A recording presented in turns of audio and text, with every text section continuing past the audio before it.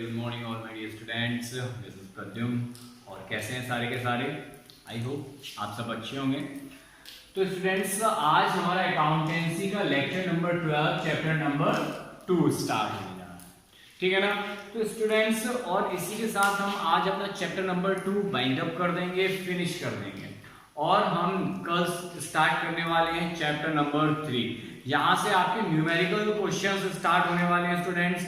तो ध्यान रखना, अब जितने अवेयर आप थे उससे कहीं ज्यादा अवेयर होने की जरूरत है, क्योंकि अगर अब आप लूज हो जाएंगे तो आपकी अकाउंटेंसी आपके हाथ से फिसलती हुई चली जाएगी, ठीक है ना स्टूडेंट्स। तो ध्यान रखना, हमें न्यूमेरिकल 1 से ही फोकस लेके चलना है, जो हम कल से स्टार्ट करने वाले हैं, ठीक है ना।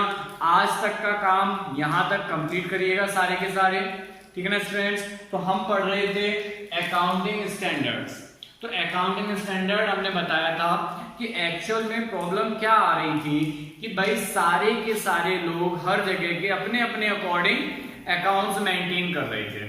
अब हो क्या रहा था, इंडिया वालों के अलग, ठीक है, और इंडिया वालों के अलग, यूएस वालों के अलग, इस टाइप से सबके अलग। लेकिन उससे भी ज्यादा प्रॉब्लम ये आ रही थी कि इंडिया में ही हर जगह के लोगों के अकाउंट्स अलग अलग होते जा रहे थे।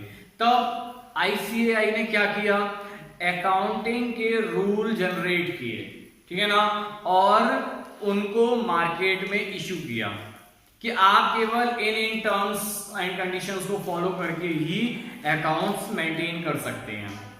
इसको बोला गया था अकाउंटिंग स्टैंडर्ड्स, यानी कि एएस, ठीक है ना।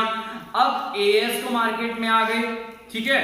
अब इससे प्रॉब्लम क्या शॉर्ट आउट हो गई भाई, यहां पर हमने आपको लास्ट क्लास में बताया भी था कि अगर मैनपुरी वाले को आगरा वाले के अकाउंट दिए जाते थे तो आगरा वाला अपने अकॉर्डिंग अकाउंट बनाता था, तो उसको मैनपुरी वालों के लिए रीड करना बहुत इम्पॉसिबल था, ठीक है ना। इसी टाइप से अगर इटावा वाले ने अपने अकाउंट बनाए तो वो मैनपुरी वाले के अकाउंट रीड नहीं कर पा रहा था। तो इस प्रॉब्लम को शॉर्ट आउट करने के लिए आईसीएआई ने क्या किया, अकाउंटिंग स्टैंडर्ड्स बनाए, और उन्होंने क्या किया, पूरे इंडिया में एक ही अकाउंटिंग रूल को फॉलो करवाया। जिससे हमें क्या फायदा हुआ कि हम एक दूसरे के अकाउंट्स को रीड करना, अंडरस्टैंड करना, समझना स्टार्ट कर दिए। अगर हमारे पास भाई हमारे रूल्स अलग है ना, दूसरे अदर पर्सन के रूल्स अलग, अकाउंटिंग के थर्ड पार्टी के रूल्स अलग हो जाएं, तो क्या तीनों के एक दूसरे की एंट्री या पोस्टिंग या नॉलेज समझ आएगी कि क्या अकाउंटिंग बोल रही हैं? नहीं समझ आएगी। इसलिए आईसीएआई ने कहा कि नहीं, सबको एक जैसे रूल फॉलो करने हैं।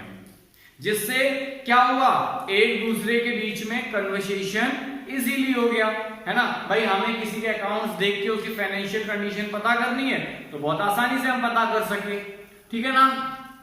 तो आगे हम इसको कंटिन्यू करने वाले हैं, और आज हम पढ़ने वाले हैं नेचर ऑफ अकाउंटिंग स्टैंडर्ड्स। तो स्टूडेंट्स, इसको हम स्टार्ट करेंगे। Nature of accounting standard. The nature of accounting standard can be explained as, जो नेचर ऑफ अकाउंटिंग स्टैंडर्ड है, यानी कि अकाउंटिंग स्टैंडर्ड के जो भी नेचर्स हैं उनको हम इन 5 पॉइंट्स में क्या करने वाले हैं, एक्सप्लेन करने वाले हैं students. Okay, as lay down the norms of accounting policies and practices, यानी कि यहाँ पर ले डाउन से मीन्स होता है स्थापित करना, ले डाउन मीन्स स्थापित करना। तो जो भी नॉर्म्स हैं, यानी कि जो भी नियम होते हैं, जो भी रूल्स हैं, रेगुलेशंस हैं ऑफ अकाउंटिंग, ठीक है ना, यानी कि अकाउंटिंग मीन्स होता है कि जर्नल एंट्री करने के, पोस्टिंग करने के, लेजर में पोस्ट करने के, अकाउंटिंग पॉलिसीज एंड प्रैक्टिसेस, यानी कि अकाउंटिंग की जो पॉलिसीज और प्रैक्टिस के जो भी रूल्स हैं उनको क्या किया गया, सबसे पहले स्थापित किया गया, यानी कि उनको बनाया गया। इसके बाद सेकंड पॉइंट है as limit the area within which accountant has to function. मतलब ऐसा नहीं है कि एक अकाउंटेंट है वो पूरे वर्ल्ड में अपने अकाउंट्स जाके बनाता रहेगा, नहीं। अकाउंटेंट के लिए एरिया को क्या किया गया, लिमिटेड किया गया, लिमिटेड एरिया जहां पे वो फंक्शन कर सकता है स्टूडेंट्स। नेक्स्ट पॉइंट है as prescribe preferred accounting treatment from the available set of method for solving one or more accounting problems. यानी कि यहाँ पर क्या बात करते हैं, जो भी निर्धारित करा गया है क्या, अकाउंटिंग ट्रीटमेंट को, ठीक है, जो भी अकाउंटिंग ट्रीटमेंट है उनको जो भी निर्धारित किया गया है उसके अकॉर्डिंग कोई भी एक प्रॉब्लम या एक से ज़्यादा अकाउंटिंग प्रॉब्लम्स मीन्स हम हमेशा हर जगह प्रॉब्लम से मीन्स समस्या से नहीं लेंगे, यहाँ पे अकाउंटिंग ट्रीटमेंट से लेंगे, अकाउंटिंग ट्रीटमेंट। ओके, तो यहाँ पर जो भी अकाउंटिंग ट्रीटमेंट है उसको चाहे आप एक ट्रीटमेंट करिए चाहे बहुत सारे कर लो, ठीक है ना। जो रूल हमने क्या किया, निर्धारित किया है, जो भी नियम, ठीक है ना, उसके अकॉर्डिंग हम क्या करेंगे, सॉल्व करते हुए चले जाएंगे, ठीक है ना। नेक्स्ट फोर्थ पॉइंट है, as remove the effect of diverse accounting policies and practices so that financial statement of different business unit become comparable. एक बात बताइए स्टूडेंट्स, जब आपको अकाउंटिंग आती होगी, आपको अकाउंट्स रीड करना आता होगा, भाई जैसे आप अकाउंट बना रहे हैं वैसे अदर पार्टी अगर अकाउंट बनाएगी तभी तो आप उसको इजीली एक दूसरे के साथ कंपेयर कर पाओगे। फॉर एग्जांपल अगर हम बात करते हैं बाइक्स की, ठीक है ना, अगर आपको हीरो की किसी भी बाइक, भाई स्प्लेंडर प्लस के बारे में नॉलेज है बहुत अच्छी, उसके बाद आपने बजाज डिस्कवर की भी नॉलेज अच्छी ले रखी है, ठीक है ना, तभी तो आप दोनों को कंपैरिजन कर पाओगे। भाई आपको बाइक चलानी तो आनी चाहिए ना, रूल तो एक ही है ना चलाने का, बाइक चलाने का। भाई दोनों बाइक चलाने का रूल जब एक है और आपने एक बाइक से सीख लिया है तभी आप दोनों बाइक चलाएंगे, और जब आप दोनों बाइक चला लेंगे उसके बाद ही आप कंपेयर कर पाएंगे कि कौन सी बाइक मच बेटर है। ओके स्टूडेंट्स, नेक्स्ट पॉइंट है point number 5, as provide information to the users of financial statement about the basis on which such statement have been prepared. एक बार फिर से बहुत ध्यान से इसको पढ़िएगा पॉइंट, एज प्रोवाइड इंफॉर्मेशन, जो भी हमें इंफॉर्मेशन प्रोवाइड की गई है to the user of financial statement, जो भी फाइनेंशियल स्टेटमेंट का यूजर है, about the basis on which such statement has been prepared, यानी कि जो भी, जैसे सपोज दैट आप हैं, ठीक है ना, आप क्या हैं, फाइनेंशियल स्टेटमेंट के यूजर हैं, ठीक है ना, आपको क्या करना है, फाइनेंशियल स्टेटमेंट यूज करना है,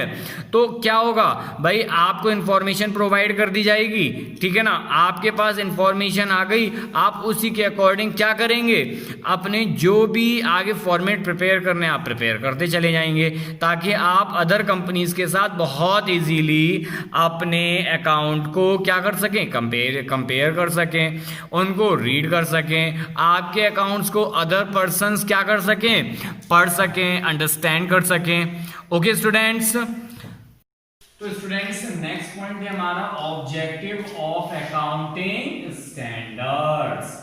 भाई अकाउंटिंग स्टैंडर्ड्स का ऑब्जेक्टिव क्या है, ठीक है ना, हर एक चीज का कोई ना कोई ऑब्जेक्ट होता है, बिना किसी रीजन के, बिना किसी ऑब्जेक्टिव के कोई भी वर्क नहीं होता हमारी सोसाइटी के अंदर। तो स्टूडेंट्स इसका फर्स्ट पॉइंट है टू प्रोवाइड डायरेक्शन, मींस जो भी डायरेक्शन प्रोवाइड का मींस होता है कि जो कि हमारी गाइडलाइंस हैं, याद रखना है स्टूडेंट्स, जो भी हमारी गाइडलाइंस हैं और डायरेक्शंस ऑफ मेंटेनिंग अकाउंट।